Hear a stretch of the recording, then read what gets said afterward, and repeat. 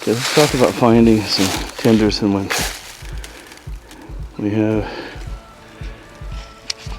goldenrod heads. So, but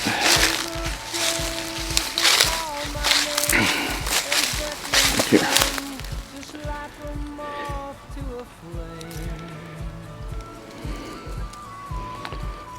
Okay. Grab these two seed pods. Let me see.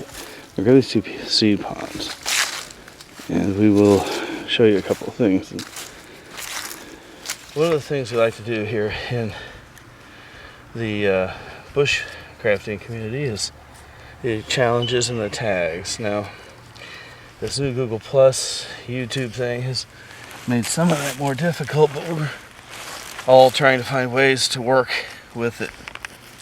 A concept that was done recently by Kenneth Kramm, and we're all going to try it. I offer a challenge to the YouTube community. Experiment with different foods that can be used to make candles or fire starters. Make a video response that shows your results. Successes are just as important as failures. We learn from both. Shoot a video thing I've got here, and this is by the lake where I live. And while I was here, I happened to be looking for garbage. I wasn't finding a lot, but I did find something I wanted to shoot, which was these pods. And because these are going to be protected from the rain far more than you might imagine. They're totally sealed. I'm going to break one off. There we go. And as I do, we bring this closer to you. As I run my hand around it, crack it, look in there. Look at the fluff. So that,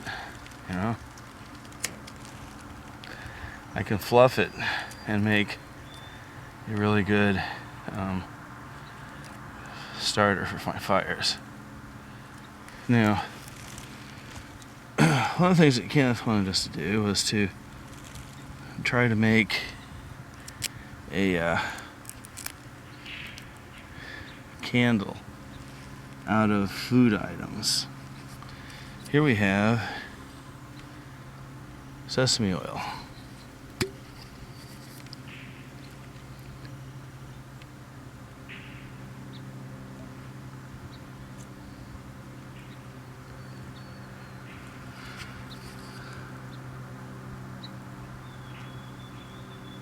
As I massage my sesame oil in.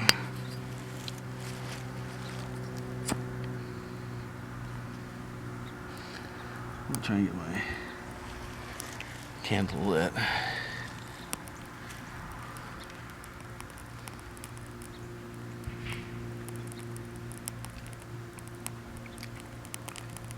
And it does provide a fun oriental scented smoke, or the scent of the flame.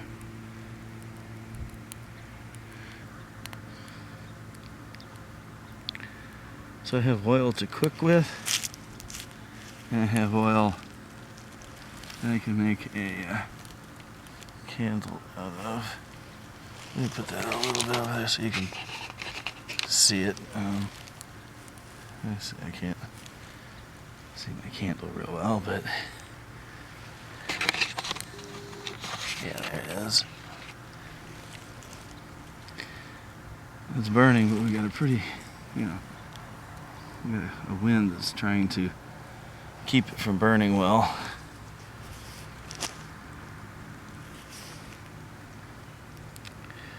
So with just that oil,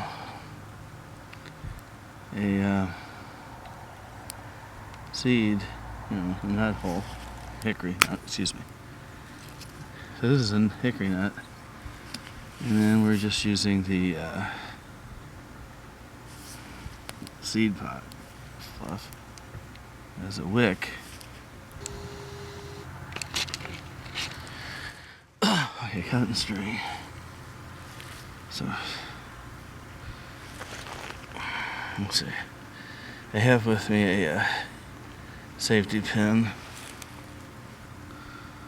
for some of this. A raspberry vinaigrette dressing into the dressing a little bit. And then I'm going to, and one of the things I'm getting is a knife here. And knives are interesting in the bushcrafting community because I can post almost anything I want on a video and somebody will either agree or disagree with it.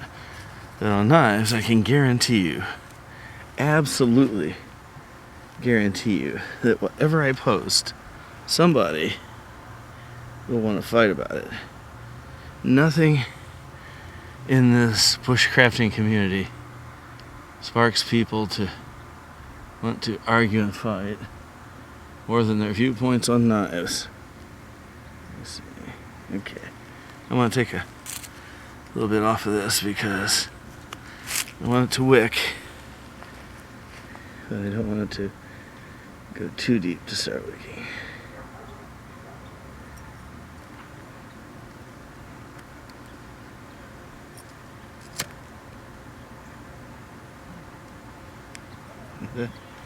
Suspended away from the edge of my plastic bottle, but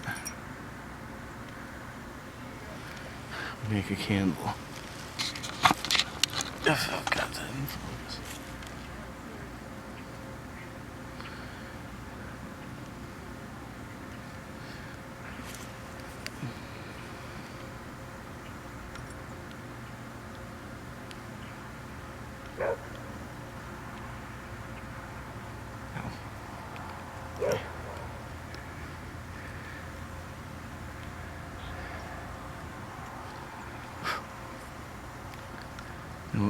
If I can't pull this out and make it, or I would. I've still got fire over there on my sesame hull.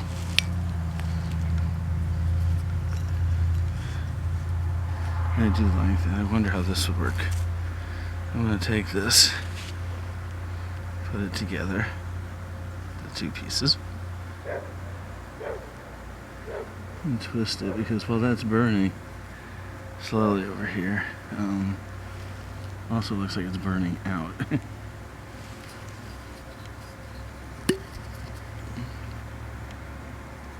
Oops, too much oil.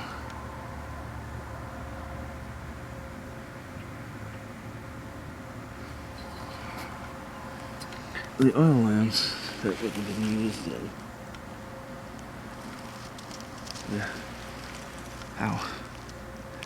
the temple in Jerusalem and such, you know, they used oil lamps where the wick would lit.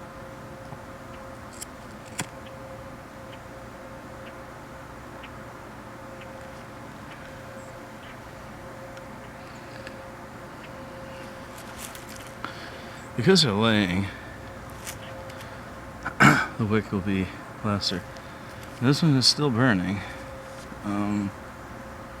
The wind is inhibiting it considerably.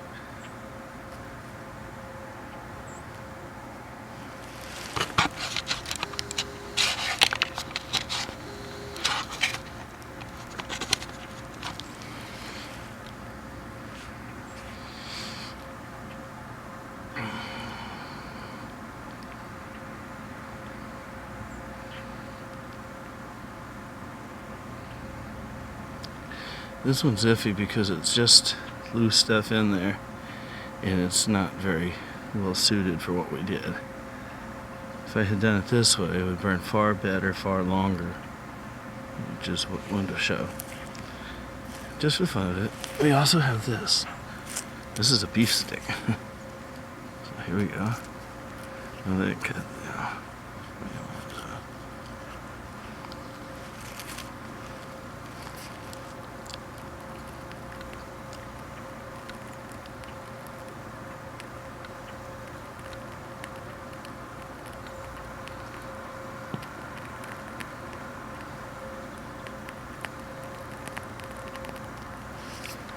You see, no light.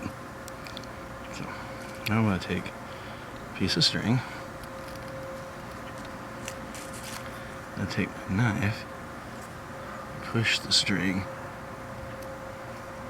in here. All that wonderful grease is. I'm getting greasy just from doing this. And I haven't tried this yet.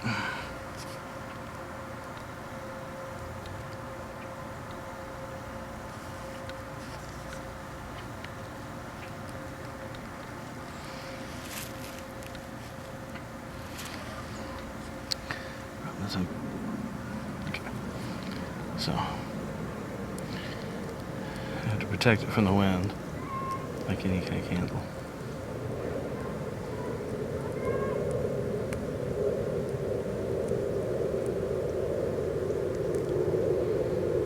It's not the greatest.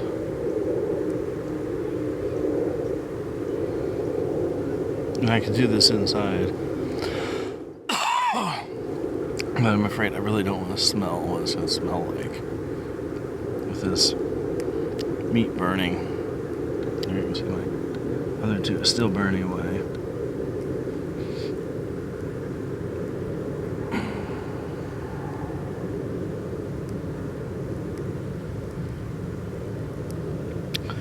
So here we have a beef stick candle. Now if I had slit this entire beef stick and put that wick in there, it would burn a lot longer because it would have the oil I could pull from the entire length of whatever I put it in. And I can just pull it from, where is it? So going high and happy.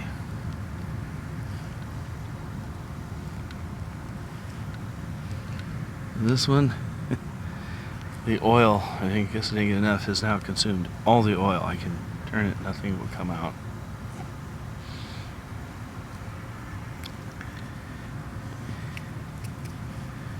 And still have some of the material down here.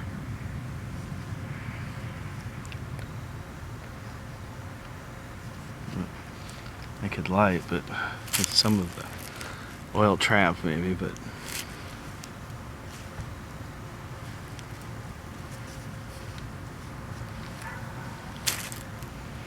okay. So under Kenneth's challenge, I've got sesame oil lamp, a sesame oil lamp with a natural wick, and using cotton string, a beef stick lamp. Not necessarily what I'd want to use a beef stick for in a survival situation, but under the thing of could it be done, I can make a beef stick candle. Okay? The meat smell is pretty impressive.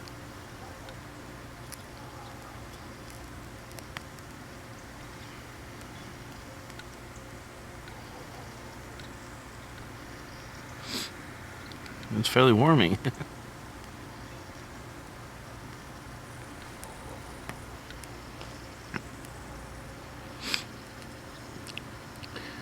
So there's not a ton of light produced, but they work well enough, and all I'm using are these little nutshells, the hickory nuts here, for a vessel, or a beef stick for a candle. I was hoping this would work, and I'm very pleased with how well it's working. I did take the beef stick and let it dry for a couple of days just because was sure some water in it, so when it got fairly dried and shriveled, I knew we were getting down to the oils alone.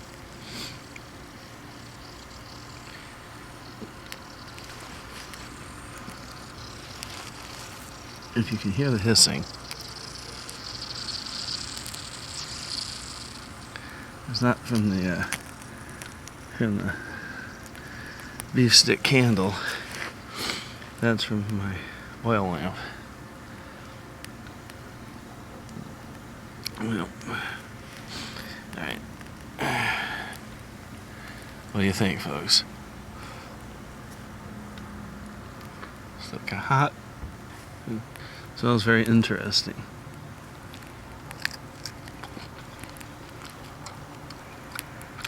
Wow. Yeah. Not really that bad either. A little burned.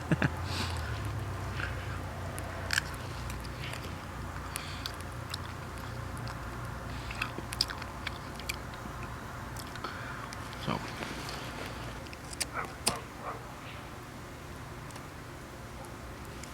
Okay.